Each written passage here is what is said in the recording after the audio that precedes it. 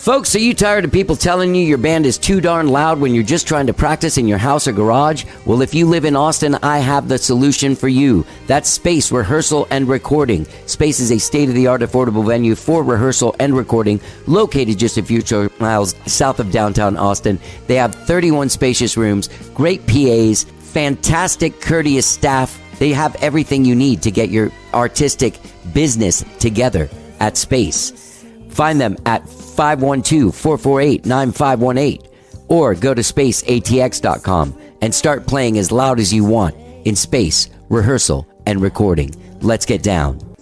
Hey gang, we all know Spotify has become the ultimate app destination for music lovers. I have an account and I love it. I find new music by following Tastemaker playlists, and I make my own playlist that I share featuring music from guests that has been on the show. But did you know that aside from millions of songs, Spotify now has all of your favorite podcasts, including How Did I Get Here? Yes, all of your podcasts are available on Spotify. Just go to Spotify.com or download the app from your app store, and don't forget to follow How Did I Get Here? That's Spotify. Millions of songs, thousands of podcasts. Let's get down. And you may ask yourself, well, how did I get here?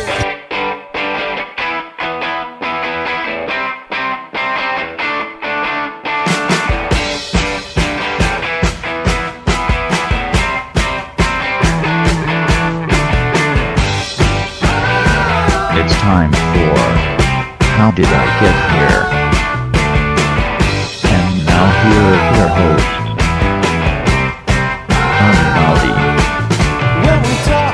All right, hello, I'm Johnny. I'm your host. Welcome to the show. I hope you guys all had a fantastic Thanksgiving. Turkey Day, maybe you spent it with family, friends, loved ones. Maybe you had a low-key Thanksgiving. That's what I went with this year.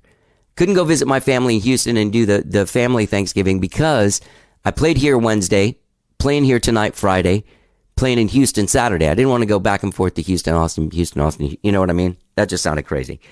Anyway, so I was invited to some Thanksgiving things, but I passed on them because it's been a busy, kind of like intense couple of weeks. And so I just hung out with Rosie, my dog. We went to the dog park. I did some laundry. I made some green beans and some chicken. I had some spicy empanadas. I didn't Thanksgiving out. I just kind of chilled out and hung out and laid low with Rosie, and it was great. Got some stuff done around the house, like laundry, cleaning up my room, and watched the first episode of Get Back, the Beatles documentary on Disney. I'm sure you guys all know about it. Probably watched it by now. I don't know when I'm going to watch the other two episodes because I'm playing tonight. Austin, hey gang, if you're in Austin, come on out and see Skyrocket tonight, Friday, November 26th at Hotspot. It's going to be a great show. Going to be a good time, man. Outside, a chilly night, man. Wear your jacket. Finally bust out that jacket you haven't been able to wear since Snowpocalypse. Yeah, man. Bring it out. Come on out and dance. Dance off those holiday pounds and stay warm with the dancing. Tonight, Friday, November 26th at Hotspot, Skyrocket, if you're into it. And I'm going to Houston tomorrow to play a show with Skyrocket as well. And I actually have a dog sitter staying with Rosie, my old friend Chris. She was just on the show a couple weeks ago. Chris Schultz just put out a new record. Fantastic record. Anyway, she's staying with Rosie. And so she's staying with Rosie because I guess what I'm trying to say is the girl that I was dating, that we got Rosie together as a couple, like, hey, let's get this dog. She and I are no longer together as of a couple weeks ago. We split up, and the good news is I got Rosie all to myself. Don't even have to share her. So I'm very stoked about that. I'm really glad that I got a dog in my life. I was scared to get a dog without a partner because of my traveling and having to go out of town and playing shows and long sessions. But so far, the sessions have been at the Bubble. She's been able to go there and play. She went with me to Houston when I went for a couple days a few weeks ago, and she stayed with my grandma and my aunt. And this week, she'll be staying here, and my friend Chris will be taking care of her. So that'll be great, man. Got a dog sitter. Got a sweet dog. Going back in the studio this weekend with Frenchie Smith for the Austin Music Foundation, doing TV Temple and Natalie Price. We've done 4 sessions. They've all turned out fantastic. Frenchie Smith, he can really turn shit out really fast. These bands are coming in cold, and recording 2 songs in 2 days and knocking it out of the park. A couple of the bands got done really fast with how great they were. It's pretty amazing. Anyway, looking forward to TV Temple and Natalie Price next week. And so is Rosie, because she loves going out there and playing with her good buddy Boba and her buddy Reggie. She has a good time, man. Gang, I have an incredible show for you today. My old friend Kady Rain returns to the show today. I don't know how many times she's been on the show. She's been on the show for a long time. And I've actually known Kady Rain quite a long time. I've known her over 10 years. She was my neighbor. I moved into these apartments and she was my neighbor. And I got to know her a little bit. Not great, but I got to know her. I hung out with her. She's my friend. And she's really like, she's gone through a lot in her life. And she's sort of at a point now where she's able to really express it and talk about it. And her music has sort of taken on this intensity that you didn't really expect from Kady Rain. If you've been listening to Kady Rain for the last 5 years or something, then this is a different Kady Rain than you knew first. But she's growing. She's growing as an artist. She actually has this great rock song called Got Away that she did with my friend Frenchie Smith out at the Bubble. Great, great rock and roll song, even though she's known for her pop jams. Now, she just dropped a bunch of mixes of a single this week called Love Me Loud. I'll play you a little bit of that song before our talk, and I'll play it out at the end of the show so you'll get to hear it. Love Me Loud, available now. Great song, Crooked. But she's also splitting up her shows a little bit between the main pop stuff that she's been doing with tracks for the last few years to like a full-on, no tracks, rock band, execution, basically like a primal like expression. That's what she's getting into now. And we go really deep on this. She's been on the show many times. We've had a lot of conversations about music, about sort of like what she was doing, about fans. And you know her online, and her presence online is very intense. It can be engaging, but I'm sure for some people it can also be like pretty, scary. But Kady Rain is who she is, and that's why I'm proud of her for being who she is. And she's been through a lot, and we talk about it. Like, we go deep this time. That's what I was trying to say. We go deep this time, very deep. She's got a video for her song Love Struck is in the Austin Music Video Festival. Now, we talk about that. But I only judged 2 categories, and neither of the categories had that video in it. So I never even got to judge it. But hopefully she does well. Maybe she'll win that. That thing's taking place next weekend. The Austin Music Video Festival. You can go find it out there. Anyway, Kady Rain. KadyRain.com. That's where you can find out her stuff. You can go to KadyRainstore.com and buy a bunch of Kady Rain stuff. But check out her new single, Love Me Loud, and the many mixes of it available on Spotify. Here's one of them right now. And here's me and the brilliant Kady Rain chatting it up. Let's get down.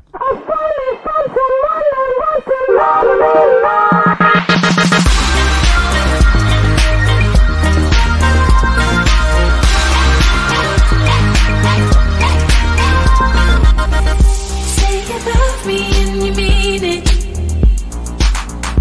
When I look at you, I feel it. This feeling that I am enough.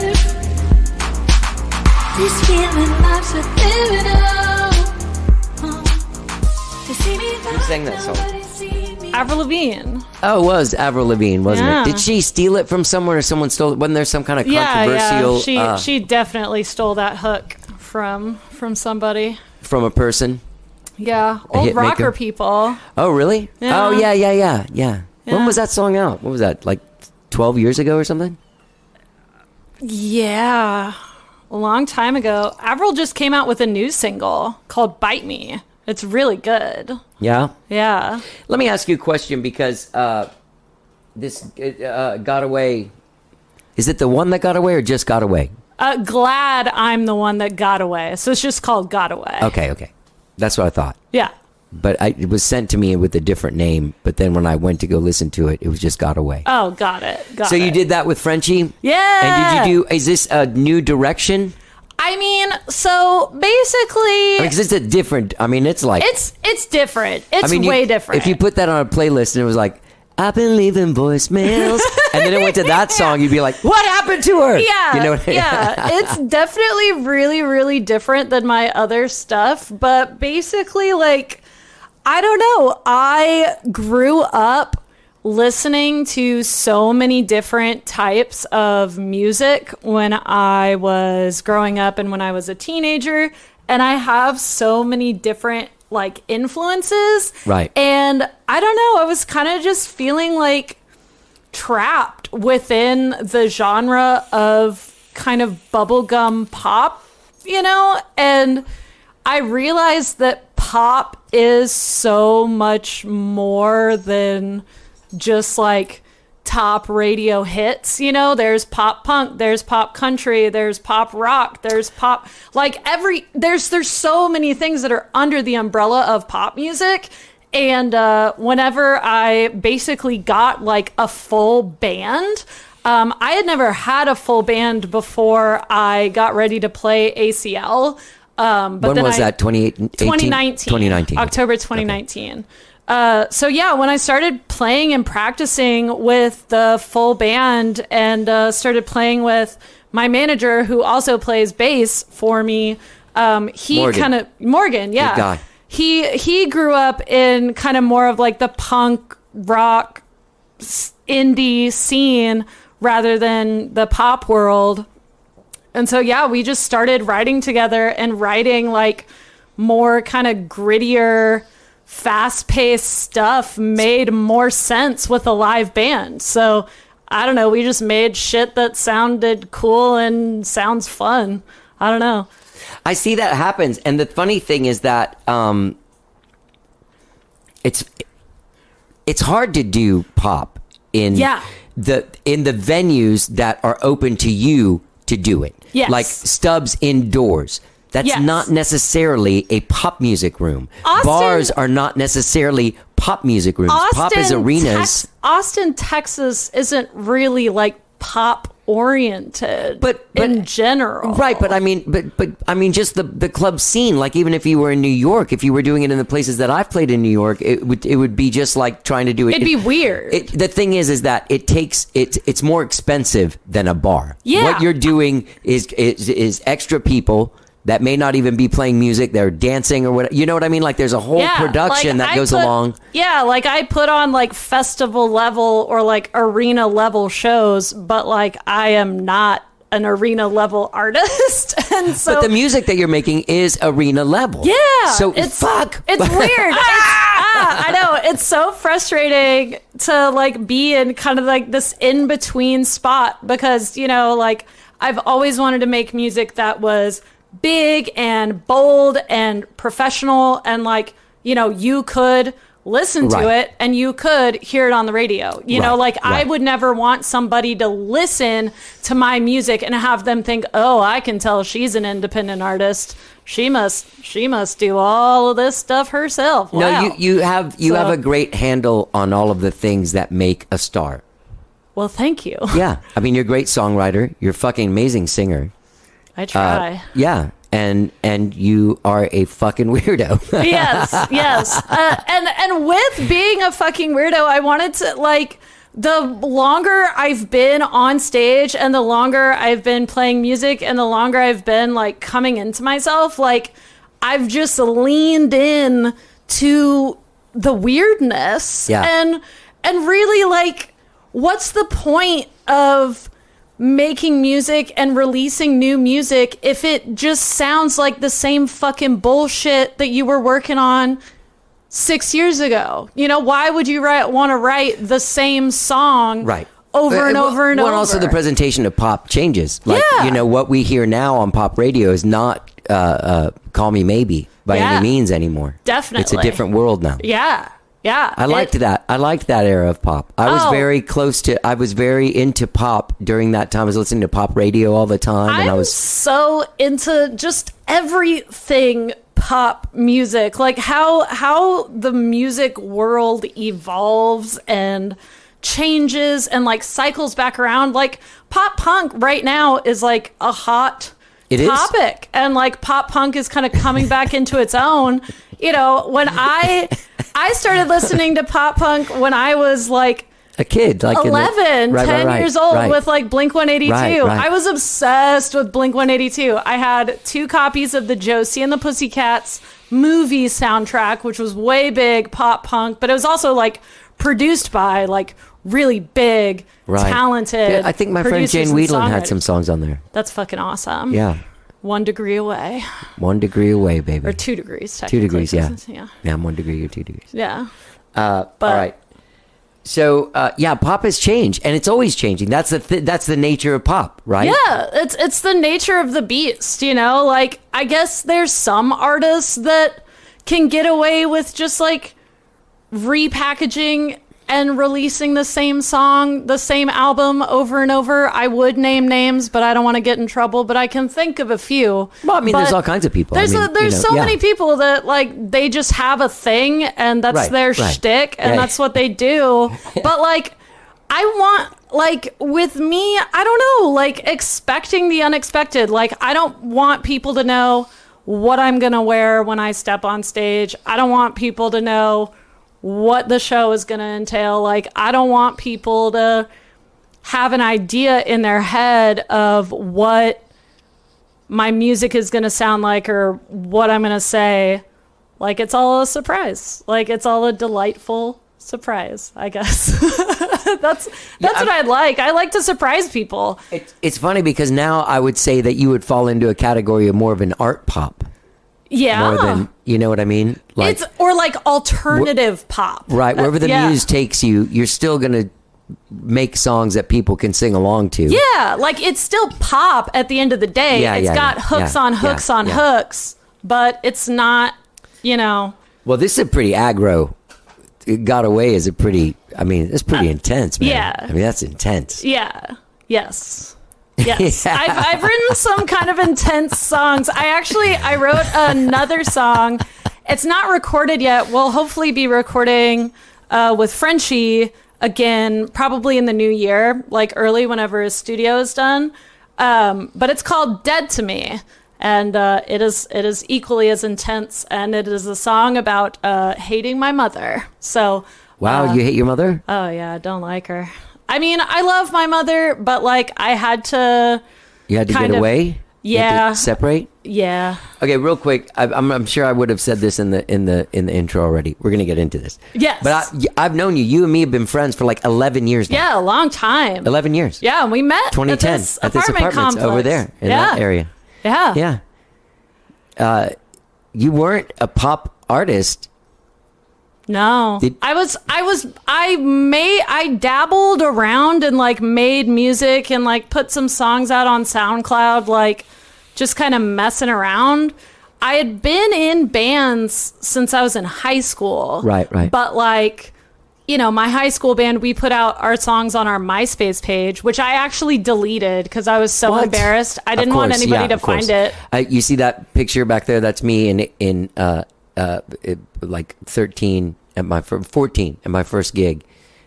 We recorded that show and I destroyed the tape. Oh yeah. Even though it was the greatest thing that ever happened to me. Oh man. Yeah. Embarrassing. I have what was that stuff like? It was really cool. My first band that I was in, I actually was in like a rock camp called Natural Ear Music Camp. I remember that. It was run by Alvin Crow. Yeah. And Mike Murphy. Yeah. They're kind of like legendary. Like Austin, Michael Martin Murphy? Mike Murphy, she's a woman. Oh, right. Okay. Yeah, I know who you're talking about. And then about. Alvin Crow, the violinist, legendary Texas musician. Yeah, they ran a music camp, and I did that the summer when I was 15 and did a couple sessions of that. So my first show was at the Broken Spoke, which was fucking cool. And then I also had my second show like that fall at the Broken. Did you walk in there just like you are now? Yeah, I wore fairy wings. I wore black angel wings my first show, and silver cowboy boots. I looked fucking crazy. Yeah, and like the second performance that I did for that, Rocky Erickson was there. What? And I did a performance of Don't Slander Me. Whoa. So yeah, I got to meet, like they didn't tell me until after I had gotten off stage, but they were like, hey, just so you know, Rocky Erickson is here and you should go meet him because you just did a song. And I was like, what? So like, what did he say? Because he was kind of out there. He said I did a great job. Okay, and so he was shook my coming hand. back into it. Yeah. Because there was a point there. There was a It was- long time, the 80s and 90s. He was like, Yeah, it was 2000. That was fall of 2005. I ended up playing his son's like birthday party. Jagar? Yeah, Jagar. Yeah. I ended up He's a good playing guy. his birthday party like a year later. yeah. Yeah. But yeah, I played at like Ruta Maya a bunch. Yeah. I played it a But bunch the Ruta of Maya down there? By yeah, the down strip on South club? Congress where the strip club is. Yeah. Yeah. I played at a lot of like little old venues. I played at my first Starbucks that I worked at because they had like a music program back then. But like, I don't know. I just got so distracted basically by like drugs and alcohol and boys that like being You in were a living with the boy when I met you. Yeah. And you were partying. I Yeah. remember one night there was like a legendary, oh yeah Yeah. like I came home from some gig and you guys were, Yeah. it was like some Everclear punch I yeah drank. trash can punch. Yep. I remember that vividly. Yep. That was Sam's 20th birthday party. We got the cops called on us. But it turned out that the cop that came to like give us a ticket, he was the cop that I had been buttering up for like a year, giving him free drinks at Starbucks every time he came in. So it worked out. Yeah, instead of getting a ticket or getting That's right. arrested, because most of the kids were underage.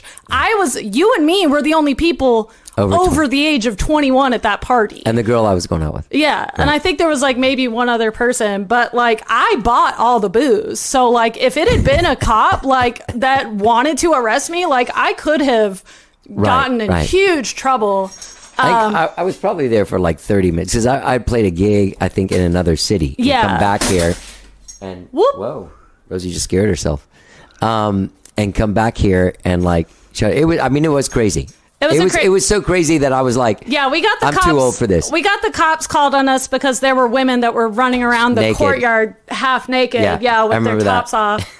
And their underwear on because it was a no pants party. So like the rule was it's like you could come to the party and you could wear clothes but you couldn't wear pants. So Right. you had to wear like something Shorts or else something. Okay. other than pants. all right, so what, if you don't mind talking about it, what happened with your mom? I mean, you got this whole song coming out about it. Is it in the Yeah. song? I think my family might disown me over it. I don't know. My family, there's a lot of like trauma within my family, and like I realized that I went through a lot of trauma in my childhood, and it started like a lot earlier than I had previously thought.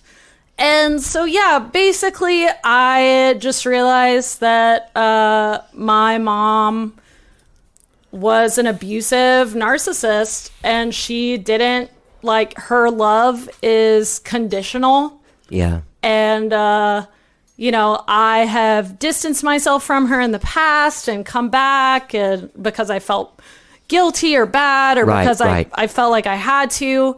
But ultimately, like, over the pandemic, like over this last year, we had stopped talking to her because she like blew up and ruined a family holiday again, which she has been doing for decades, apparently, even before I was born. But yeah, like I told her, like, I want to continue to have a relationship with you, but in order to do so, it is a requirement that we go to therapy together. Like, we need to go to family therapy. A narcissist isn't going to do that. Oh, no. So she was just coming up with like all sorts of excuses as to, first she was saying that she wanted her new husband to be there. And I was like, why? He doesn't have anything to do with it. Yeah, like he was not present in my childhood. She needs a defense. Yeah. She needs a... Exactly. Yeah, she yeah. wanted her new husband to be there. And then she was like, oh, they're doing this, but not this because of COVID. And like, I don't know, like this is going to be expensive. And like, I don't know if I'm going to be available. Like, mind you, she's retired now. Like Right. she Yeah. has nothing but fucking time to go to therapy. I'm sorry, I don't mean to laugh. It's Ridiculous. It was just ridiculous. Yeah. So yeah, like she had just made like excuse after excuse after excuse on like why therapy, like, and was just making it very obvious that therapy was not a top priority for her. So I was just like, you know what? I'm done. So I went no contact with her on Mother's Day, actually. This year? Yeah. She live here? Yeah. Yeah. You're from here. She lives like Yeah. less than 5 minutes from where I live, like in the house that I grew up in. Which That's is sad, crazy. man. I'm sorry Yeah. about that. 'Cause that sucks. It is what it is. But like, I had to talk to her the other day because like my sister's gone through some stuff. But like, I have absolutely no interest in like. That's a tough Doing that. realization to come to I have that kind of thing with my dad, and I do go back because I feel guilty. Yeah. Like, poor guys, It's kind of weird. And then why do I keep doing that? It's upsetting. My sister still has a relationship with her, and like her relationship with my mom, our mom, is her thing. But like, just keep me out of it. I don't want to be involved. But Yeah. Dead to Me is gonna come out, and my mom is not gonna like that one. I don't mean to laugh. Yeah. Oh yeah, it's gonna be funny, and it might be very bad. My family might disown me for airing out family trauma, but It's your truth, though. Yeah. And you're an artist that's expressing that truth. Yeah, And, exactly. And there's that collateral truth- damage, man. And that truth is true for so many other people. Yeah. Like, we've performed that song at a few shows now. By the end of the song, everyone in the crowd is singing along. Like, they've never heard the song before, but they're singing along and screaming along and freaking out. And like, when I talk to people after the shows, they say that was their favorite song. So like, I know that it speaks to people. Right. I know that there are millions of people who struggle with their relationships with their parents and that have, toxic family dynamics. And so I know that it's a story and something that speaks to people. And it's like, it's crazy when you realize that, like, I've been through some shit, right? But like, you think that like you're the only person who's ever experienced it. But then when you start doing research and start going to therapy and start talking about it, you realize People have written books about your problem. Yeah. Like, I first realized that after I nearly died from domestic violence, basically, that started me, getting serious about music. I was in my first therapy session for it. I don't know what. I'm sorry. It's like a weird, like, honking musical. Yeah, it's like very a Mellotron or something Yeah, from very far. Yeah. Anyway, go ahead. Sorry. I first realized that like my experience wasn't special when like I was talking with the therapist.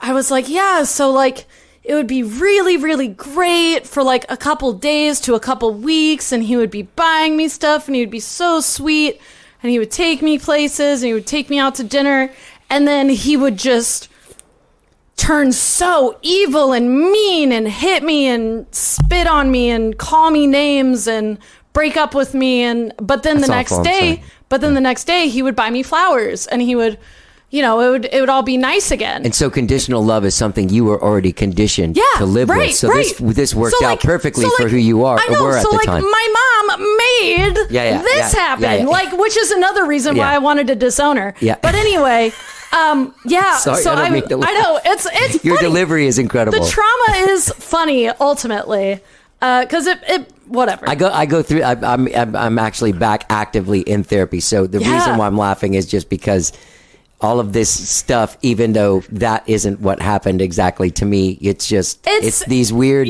fucking things that you get set up for, and then you're in these relationship with your mom, but it's a dude.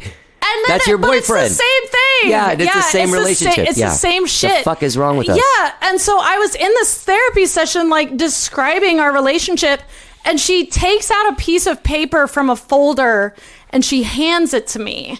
And on the piece of paper is a little circle. It's a little like infographic, and it's titled "The Cycle of Abuse." And it just went like TikTok, like clockwork around the clock about the cycle of how my relationship worked. And I was like, holy shit. Like, this is so common that there's a fucking like photocopied infographic that they give out at therapy sessions at this place to like explain what's going on. Like, Jesus Christ. Like, this is like what I We're not alone. Yeah, like what, like it's comforting because like, you know, I like this is not just happening to me, but it's also fucking terrifying because it's like this is not just happening to me.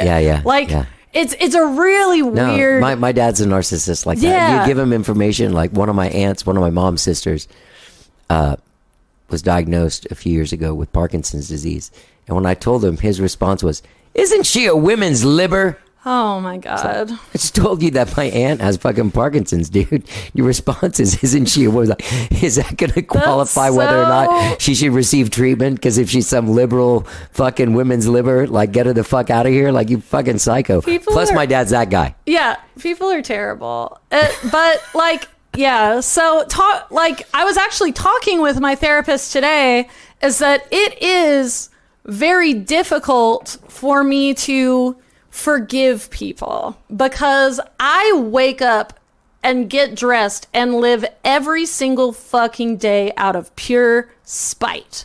I know that people out there fucking hate me and wish I was dead and wish I would shut the fuck up, but I don't. So I keep going. And that is badass. But I do have this like power basically to like take this trauma and take like really shitty situations that have happened to me and transform them into art and transform them into music and things that other people can relate to and ways that other people can process their trauma. And, you know, with me like channeling, I guess, these awful things that have happened to me throughout my life into art, like it's therapy for me. And like I live through my art. So like, but yeah, I talked with my therapist today and I need to learn how to forgive because I've got a lot of spite. You will. There's the steps, you know, you can't just walk out forgiving everyone. I mean, you got to go through the pissed off part first. Yeah, you know? Yeah, absolutely. Just scream and yell, and then you can be like, all right, I got it out. Yeah. You guys are okay. Yeah. You know, like, it's weird dealing with grief and trauma and, like, you know, grieving losing somebody, but they're still alive and they live right down the street. But, like, you don't really want to talk with them or tell them anything about your life anymore. And, like, that sucks. Yeah.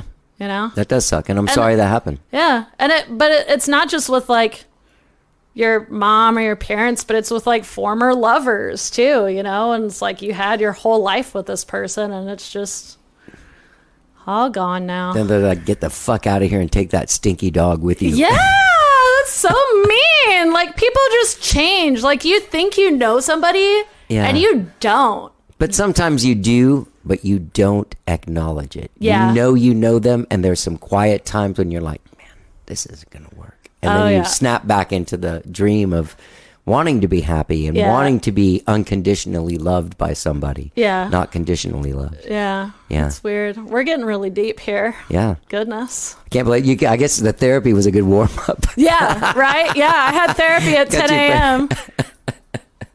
Are you still going to Zoom therapy, or are you doing it in person? It's Zoom therapy. therapy. I'm Zooming it too. Yeah. I got the choice, like, hey, you can come, and I was like, well, I don't think I'm ever going to go again. Yeah, I'm not going anywhere. I like just being already home, not having to like get in the car all crying, trying to make sure no one sees you, like at a red light. Is that Johnny Gowdy from the podcast? Yeah, what's he crying like, about? Physically going in front of somebody and talking about that is not my bag. Yeah. Yeah. All right. So I'm sorry that you're going through that, and that is difficult. I mean, it's whatever it's like. It's what we all go through. Yeah, all of us. All of us go through it. On some level, we're going through the worst thing. I'm honestly doing pretty good, all things considered. Like, I've learned a lot about myself, like, during the pandemic and realized a lot of things about myself. And you know, like, it is sad to know that, like, you know, your childhood was, like, not normal. And, like, you are, like, broken. You are broken. But like, it's cool to learn that shit about yourself and fix yourself and to have the opportunity, because a lot of times people don't fix themselves. They just ignore it and push it away. You know? So the fact that like I can acknowledge the bad stuff and move through it and again, transmute it into something positive, like that, you know, other people can listen to my music and feel something. Yeah. Like, that's cool. That's cool. It's really cool. Yeah. On a musical note, you did the ACL as a pop artist, like the tracks, and did you have a band or did you just have dancers? I looked at... I had a band and dancers. I had a full band and dancers and tracks. It was like everything. Everything. Yeah. It was How'd fucking that feel? crazy. It was one of the best days of my life. Not just getting to play something that big, but also in your hometown where you, and I know I've talked to so many pop artists in town that all feel marginalized in some way, but like now you're on the big stage at the big place. Plus you're a native Austin person, so you've been around since the first one. I used to sneak into ACL. I snuck into ACL in high school, like ran through the fucking entrance, or like, you know, would go like later in the afternoon, and like as people were leaving, I'd be like, hey, are you coming back? They'd be like, no, I'm tired. I'd be like, give me your wristband, dude. And then I'd just take their wristband and go on in, you know, like. Did you I think I only paid I've been to like 4 or 5 ACLs. I think I only paid to ever go to one, and it was like $100 for a weekend pass back then. Yeah, it was crazy. It was like a totally surreal experience. It was so cool. Can you remember it, or were you going on stage and you were like, not only were you playing like the biggest show you've played yet, right? Yeah, that was the biggest show you've played. So you're playing the biggest show you've played yet, but also in an arena that you've been coming to most of your life and sneaking into. Yeah, I mean, like how? I mean, seems like you'd forget words or something. After a little while. I thought that I would. Honestly, I was just like. It was so stressful and it was so crazy and there were so many emotions. This was also something that I talked with my therapist, but that like I have this ability to where like no matter what's going on around me, like no matter how crazy it is or how freaked out I am or whatever, if I've got like a performance or I need to do something, I can compartmentalize my emotions. It's show business. It's show business. It's also growing up with trauma, which makes us all perfect for show business. Yes, exactly. Because we can compartmentalize. I can just compartmentalize my emotions, put the stress in the back of my mind. And then I just have to trust, like, I have been preparing for this moment for months. Yeah. All I can do is just trust myself, trust everyone around me that they're gonna try their best and just fucking go. Yeah. Like as like even like 5 minutes before I went on stage, somebody came backstage that was not supposed to be there to say hi to me. Was not ideal. But I just was like, hey, good to see you. I gotta go on stage now. Yeah. And then just like left. You can't. No. You can't give up. There's a lot of energy you got to store it up. You can't be I'm not dropping little shits of energy with some jackass that's walking backstage to be like I'm not talk to her before the show. That's all. That's all they wanted to do. I know. I'm not gonna give away my energy. I'm not gonna freak out. I just gotta fucking do this shit. Yeah. And so, it happened in the blink of an eye. I still remember being on stage and it felt like an out of body experience. Like I was like watching myself from outside of my body, like doing it at the same time that like I was doing it. Yeah. It feels weird. Like your body feels lighter. Yeah. And like you don't really have to think. It just kind of happens. But it was really cool. It was badass. It's still the biggest show I've played yet. Well, because there were no shows since then. There were no shows, yeah. And it was fucking bullshit because, like, I got booked for, like, 3 festivals that year. I was making hella money. Right. I was killing it. But then, the pandemic happened and all of the shows stopped. And I went from playing like 3 or 4 shows a month, making pretty good money. Like 2019 was the first year that I actually turned a profit, on Congratulations. making music. Thank you. But then 2020 happened and I lost like 20 grand. And it's difficult for like someone like you can't I don't mean someone like you in a weird way, but I mean like a pop artist can't really do a live stream. No. Like once again, that's too expensive. Yeah, There's too much production for. I don't really play live instruments. Like But it's also not like. It's not the same show. Do people really want to hear? Yeah, it's these like songs playing with karaoke you on a fucking ukulele or something. I don't know. It sucked. It was awful. What'd you do during the pit? What did I do? You read? Okay, wait a minute. This is the main thing I was going for with that. So you played with the band at ACL. Yeah. Okay. So was it after that you decided, okay, I'm gonna start doing it more like a band? It kind of just like morphed into that. I actually like had to talk with the band because like nobody really knew like if I really wanted like the band to be like in Kady Rain, or is Kady Rain like a part of the band, or is the band part of Kady Rain? But like Kady Rain is its own like thing. Like I am the forefront of it and I can make music without the band, because like before I had a band, all of my music was just made with producers. It was written with a primary instrument, but like there were no band members involved. Right, it was just all sounds that were made on a computer. Sure. So I can still do that, but I really like using the feel of live instruments and having the creative input of the band to like formulate the instrumentation and like have this kind of grittier organic sound, because like it's really cool to be able to play songs without tracks but still have them sound like full and magical and like hooky, right, without having all the fluff of like 30 backing tracks, right, right. Do you like you when you play now, like your band has to move into more an aggressive level, kind of, right? yeah. Like if you're gonna play Rad Moves and also Got Away, like you got to find some way to make. Do you try and make Rad Moves match what you're doing now? Do you do like some weird version? It's of like it? 2 separate sets. It's really weird. So like basically what we've got going on right now with the live show is like the first 4 or 5 tracks are like what People a have come normal to know you for. Kady Rain show is. Yeah, It's just the tracks with the band playing like pretty much in exact time to the tracks and like, whatever. But then I warn them, like, we're going weird.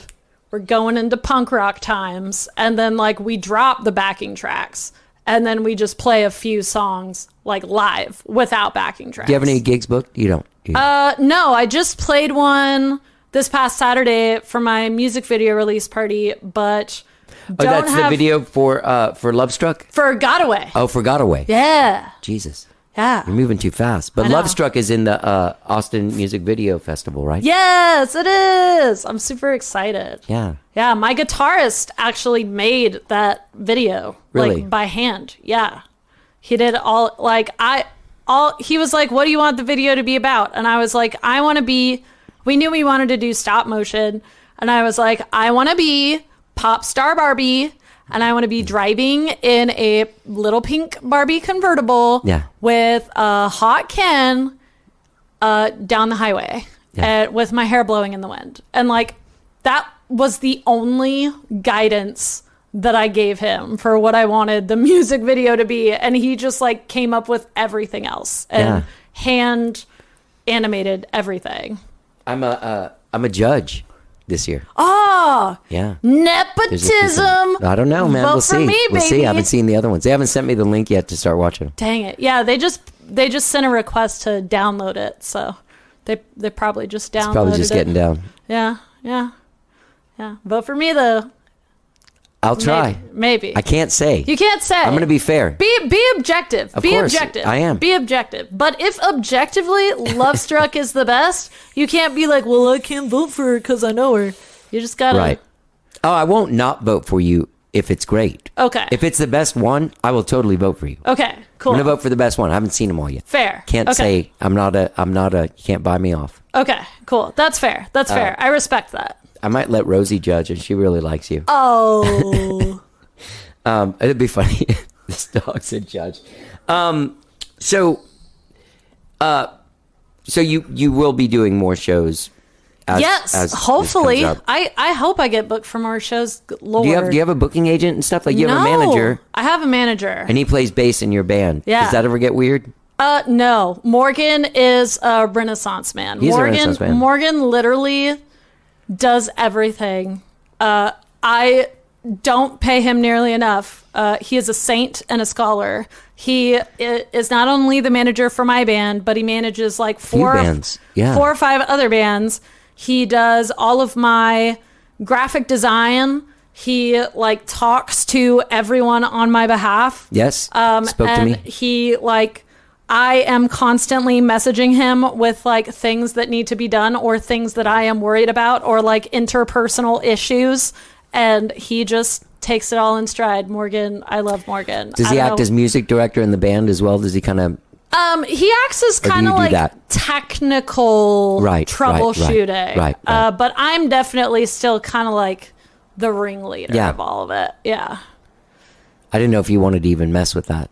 A lot of people in your position, the lead singer in a pop world, they have a guy that, or a woman or somebody that deals with what their... What their band does? Yeah. Oh. Like even Michael Jackson had it, No. I mean, I just like... musical director. Yeah, I like to... You like to get in there? Get in there, yeah. Like I like to...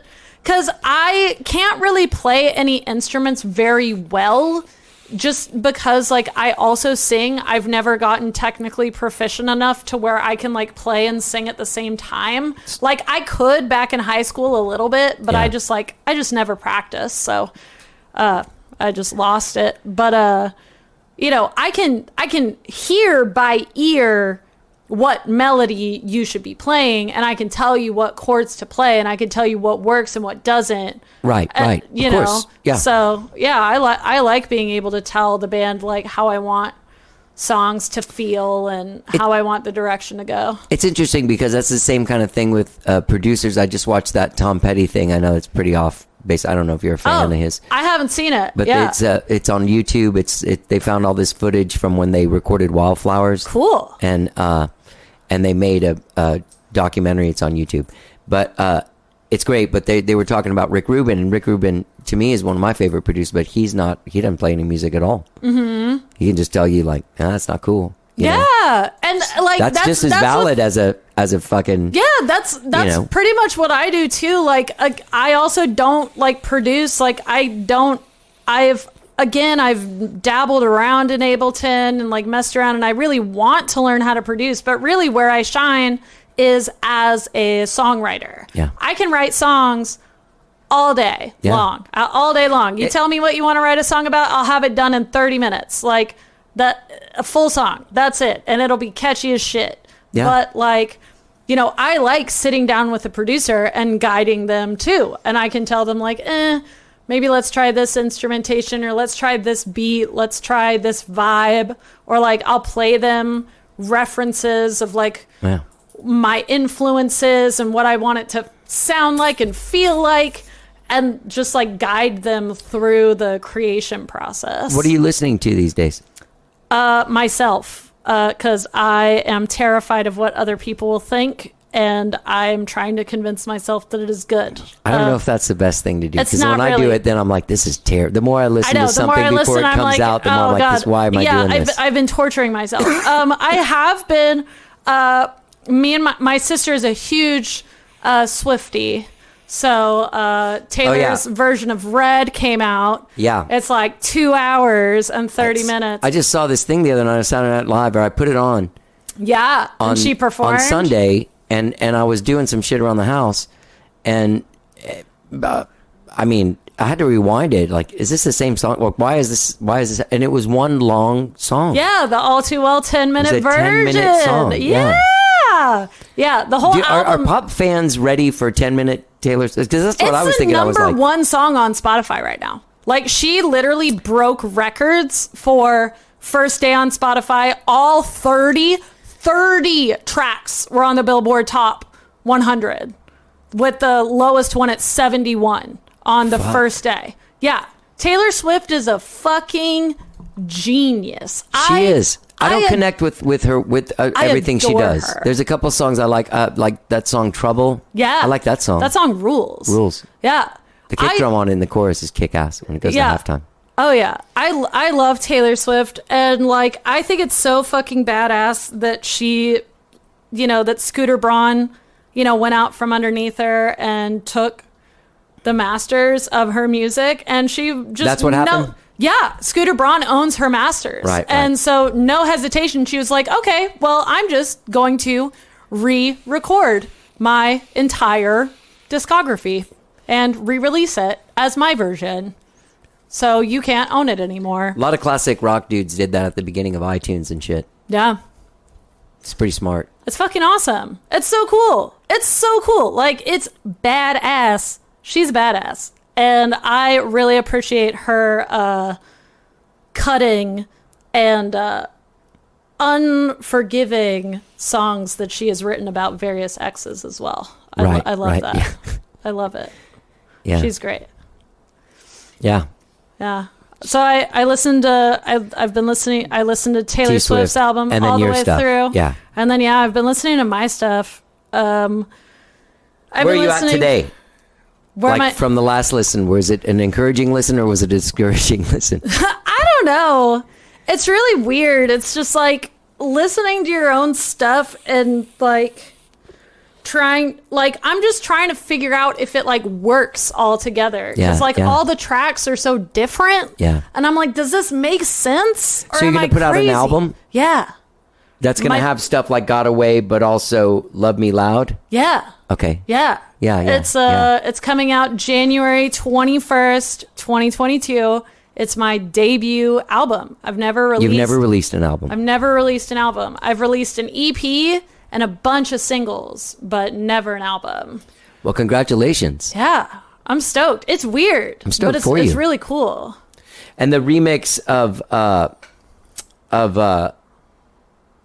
Love Me Loud. Love Me Loud is what's the latest release.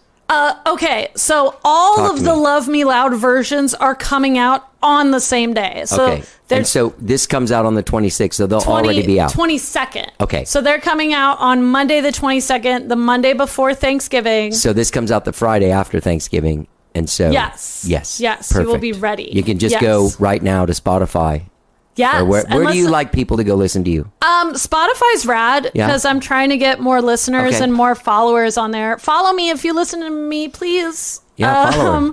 But yeah, there's 3 versions. There's the regular Love Me Loud version, which was produced by Michael Grubbs, who's in Wakey Wakey. He just moved here to Austin from Brooklyn, New York. He's super rad. And then there is the Love Me Loud Boy Sim remix, which Boy Sim is also super rad. He produced and also featured on it. And then I also have a 3rd remix by Dedov. He is a Russian producer. He actually produced my song Bad Kids back in 2018. And he just he made some random post on Facebook that he was doing good in music. And I just said, congratulations. And then he DM'd me and he was like, let's work on more music together. And I was like, hell yeah. Awesome. And, yeah, he just did a remix. So it's like a more tropical house remix. But yeah, Nice. so there's 3 versions of Love Me Loud all coming out on Monday. And they're all different and they're all really cool. Fucking congratulations. Yeah. They're out now. Go out there and check them out if you're listening to this the day that it comes out or any time, because by the time this comes out, they'll already be out. Yeah, they'll be there. They're in the world. And so you're obviously going to do a record release show in January and stuff. I hope so. I'm planning. Why are you on it. acting like it's not going to happen? You I think have no one wants you no to play idea. somewhere? I don't know if the world's gonna end. Everything is like It's getting pretty weird, right? teetering. Yeah. Everything's really weird. There's like an eclipse that's happening on Friday, and it's like Is it not supposed to happen? no, it's supposed Okay. to happen, but like I don't know. Things are just weird, and like oh no, I won't talk about that. Morgan would get mad if I talked about that. Press campaigns are ridiculous. I have PR going for this record release, and like it's great to have PR, obviously, Yeah. but just like dealing with press outlets is a nightmare. It's always fun and interesting. Yeah. Yeah. Yeah. Yeah. Well, at least this is, this one's a little more relaxed. Yeah, yeah. know, you And it's haven't- weird with COVID too. Like even my PR, they've like sent requests out to people, and they're getting emails back that are like, "Oh yeah, we don't cover music anymore." Period. And these were like big. Oh, just people that blogs. pivoted. Yeah, like yeah. Refinery 29. I don't know if you've heard of that blog, but they were a pretty big blog, and they covered a lot of artists. But they just like nixed their whole Right. music staff. Like they do not cover music anymore. Huh. It's crazy. Overload still covers music, right? Yeah, yeah. Still doing it, still kicking. Still doing it. Yeah, that like really what That's we. Morgan's, right? Yeah, that's Morgan's. Yeah. Okay. Yeah, what I knew we, he was part of it. I just never knew if he was. Yeah, what we realized is that like it's worse if we just sit here and don't release stuff, like because the pandemic's happening and nobody really knows what's going on, and like Yeah. everything is a nightmare. But like we might as well just try to put it out and see what happens. So. We got a PR campaign, and I'll be doing a non-commercial radio campaign too, which is really Like a exciting. college radio campaign? Yeah, I just ordered the CDs, so they're going to mail them out, and we'll be on college radio and NPR stations. So Fantastic. request me on your NPR station too when the album comes out. Is there going to be a main single from the record? Do you know? You don't know yet? Well, Crooked, Got Away, and Love Me Loud are the three main singles, but like, I don't know if you've heard the whole album, but No. like all of the songs are different, like genre-wise and vibe-wise and sound-wise, which is kind of risky and a little strange. But like I grew up not really listening to albums so much as I listened to singles that I would Playlists download and shit. Yeah, I would download singles off of LimeWire because you Right. couldn't download a whole album off of Napster or LimeWire. It would crash your computer. Right. But you could download one song from one band, Yeah. and that would be the only song you knew from them. So like I was really inspired by that to just have every song be a single. So I hope they play all the songs on the radio. And also like, the time of like a focused concept album, the way that people listen to music now, it's not going to get through. Yeah. It's not going to cut through. People just listen to songs. Yeah, that's what So I wanted it to be something that was like cohesive as a whole, where like you can tell that they're all kind of written by me or like Right. whatever, but like they're all very different. They're all completely different songs that can all like stand on their own. So yeah, it's kind of like having some cohesive whole, but also like having it be completely separate, and you can parse them out as singles at the same time. Yeah. Cohesive Whole, by the way, is the name of my new punk rock band. Also a weird innuendo. But it's not a W. It's not a W. It's definitely a H. Yeah. And also I don't like albums like this. Happened a lot in the 90s and 2000s where there were albums where there were like 2 or 3 good songs. Right. And the rest of it was just crap. Just crap that they just threw on there just so that they could say that they had an album because they had to fulfill the obligation of like releasing an album. Like I didn't want that. Like I don't want B-sides on my debut album. Like I want every song to be good. Yeah. Yeah. And that's hard. Yeah, it's real hard. It's really hard to do. It's real hard. Ask all those bands in the 90s. That, that's what happened. That's why Napster ended up happening. What ended up happening was record companies got greedy and they realized that, like, oh, we're charging $10.99 for this 11-song album. Why don't we tell them to put 18 songs on it? Like, fill it And up. We charge still 20. got more. We can charge 20. Yeah. And then you just ended up with shit albums. Yeah. And Yeah. then kids got smart. They're not, I'm spending fucking $20 on an album of a band I never I'm heard going on to just buy because the of one one song. good song. Or I'm going to download the one new good song from this Napster thing. Yeah. And then share it with my friends and be like, hey, don't buy that record, dude, because it sucks. got the single. I got the song. I got the good song on it. Yeah. Yeah.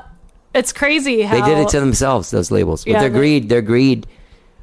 Now we have Spotify. We wouldn't have any of that stuff if they would have had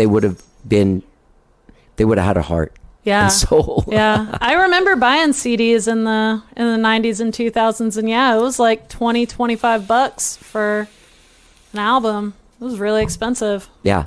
Yeah. Very expensive. Yeah. Kady, is there anything else I'm missing? It's been great talking. I like that you're walking around with your Vax card. Oh yeah. Walk around with my Vax card all the time. I got my booster. Oh, you did? I I need to get my booster. Yeah. I got it. I got the COVID Oh no. after I was vaccinated. Oh no. Yeah, back in August. Oh no. Was Yeah. it bad? No, it wasn't bad at all. That's good. It was like being on acid for 2 days and then just being real tired, and then for like 4 days, but not being able to taste or smell for like 10. Which was weird. Yeah. I don't want to get COVID. No, I really I don't don't. either. I really don't. I'll tell you, I was relieved though when I got it, because I spent, so long, like over a year, like a year and a half, freaking out about it, that when I finally got it, the first feeling I had was like, shh, now I don't have to worry about getting COVID. Yeah. You know yeah. what I mean? I just I'm afraid because You have some issues. yeah, I'm high risk because I have mental health issues, Oh, yeah, and yeah. so, and also I'm a singer. So Yeah, if yeah. I got long COVID Right, and right. ended up having like heart or lung problems from Yeah, it, shit, yeah, I you'd be could fucked. not sing again, that's real. That's a problem. I could sing again. I quit smoking when I had COVID. Oh, that's good. That's why I'm. Are you still not vaping that smoking? Juul, still not smoking. Hell and I just yeah. this weekend, as a singer, doing 2 shows in Houston that were pretty long, I actually felt the first effects of non-smoking. Like after a couple months, all of a sudden, when I went to go sing, for those of you listening that aren't singers, singing isn't about your voice or your throat or your voice box. It's all about your lungs. Oh yeah. Absolutely. And once they got cleared out, I felt a lot better. Yeah. I miss cigarettes more than I miss I don't. any drugs or alcohol, period. I love cigarettes. They make you look so cool, and I love them. But I have not smoked cigarettes in like 6 years, and it was a very good decision for singing. Yeah. Because Yeah, it shit'll wear you out, man. yeah, and I've got weak vocal cords. Like, my vocal cords are weak. I get sick so easily. So, Wow. cutting those out helped a lot. So, stick with it. I You're will. doing You great. too. You're Yeah, killing it. you're doing great. You're doing great. I'm like 2.5 months in, and I feel good. Hell yeah. Feel good about it. You're gonna feel even better. I'm like 3 the months longer in. it goes. I'm 3 months in. Yeah, Shit. that's awesome. Yeah, I had my first smoking dream the other night where I smoked. Yeah. It was intense. Yeah. It was really intense. I was angry and like yelling at people that were telling me, you shouldn't be smoking. You said you weren't. But I don't want to smoke. Yeah, that's So, good. yeah. That's good. Keep with it. Kady, this has been great talking to you. Thanks for getting heavy. Yeah, absolutely. yeah. And listen to me on Spotify or iTunes. I also have a new merch store, KadyRainStore.com. KadyRainStore.com? Yeah, it's a Shopify store. It's got really, really cool merch that Spreadshirt makes. It's all my designs though, but Spreadshirt makes them for me, which is really cool. And yeah, if you want to support me, because the hobby of being a pop star is very, very expensive. I am 100% fully independent and do not have a sugar daddy or a patron who pays for my art. I pay for all of it out of my pocket with my day job. So please support me so that I can keep making music. Buy merch and buy my music and go to shows and share my stuff with people if you like it. That's the biggest compliment that I can get is if somebody says, a friend told me to listen to you and I love your stuff. Yeah. Yeah, so if you check it out, this is the first time. Kady, this is like your 5th or 6th time on the show. I know. I don't even know what number. I'm just going to say Kady Rain 2021. That's what Yeah. I've been doing with people. I can't remember how many times they've been on the show. Yeah, it's been at least half a dozen times. Yeah. Well, it's great seeing you again. Yes, great seeing you too. Love you. Stay strong. You're Yes. making great music. You Congratulations too. on the record. Woo! Everyone get out there, check out KadyRain.com and KadyRainStore.com. And check her out on all of the new mixes of Love Struck. Out Love now. Me Loud. Love Me Loud. Sorry, shit. It's okay. I've got a lot of Oh, love the video songs. for Love Struck. Got Away. No, there's a video for Love Struck that is in the Austin Video festival. Yeah, God, it's too much shit. And then going on. Got Away just come out. There's too much stuff. Just go to KadyRain.com. Go find Kady on Spotify. Go find you on YouTube. Yeah, Wherever I'm you everywhere. are. You're everywhere. I'm everywhere. Just seeing look you. for the colorful stuff. They see me like nobody see me. Never could have dreamed to be so happy. That's Kady Rain, her new single, Love Me Loud, and the many mixes of it available now wherever it is you stream and download your jams. Go to KadyRain.com for all of your Kady Rain needs. Go to KadyRainStore.com to buy stuff of Kady Rain. Check out her video for Love Struck at the Austin Music Video Festival next week. Great song, too. I like that song, Love Struck. Thank you so much for listening to the show. Don't forget, when you're out there checking out KadyRain.com, you can subscribe to this podcast wherever it is that you find podcasts, be it Apple Podcasts, Spotify, TuneIn, Overcast, Stitcher, all the places, all the time, news shows. Happy Black Friday, and have a great weekend, whatever it is you're doing. Let's get down. Life before you was quiet and sullen. Then you walked right in, turned up the volume. You love me loud, can't stop the feeling. You make my heart go pound, feel it really beating. This is my life somehow. You make me wanna shout. I finally found someone that wants to love me loud.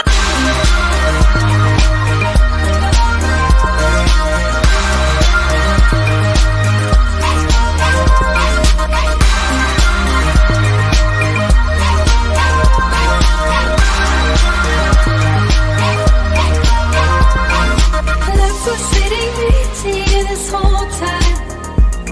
Don't have to fight the rhythm now that you're mine. When I look into your eyes, I hear a whole song, like a symphony in my head, and I sing along. Life before you was quiet and sullen. Then you walked right in, turned up the volume.